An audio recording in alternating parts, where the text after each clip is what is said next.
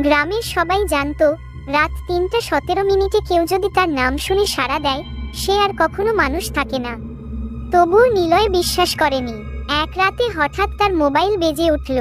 স্ক্রিনে লেখা unknown. Call ধরতেই কাপা কণ্ঠে কেউ বলল, আমি তোমার খাটের নিচে আছি।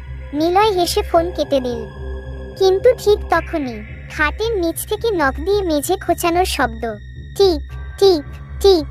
ঘাম ঝরতে লাগলো তার কপাল বেয়ে। সাহস করে সে নিচে তাকালো। সেখানে ছিল তারই মুখ। চোখ দুটো উল্টো ঘোরানো, মুখ থেকে পোকা বের হচ্ছে। মুখটা ফিসফিস করে বলল, উপরে যে আছে সে তুমি নও।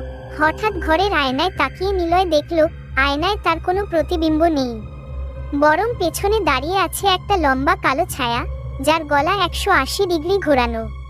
ছায়াটা বলল, এখন তোমার পালা খাটের নিচে যাওয়ার। পরের দিন সকালে পুলিশ দরজা ভেঙে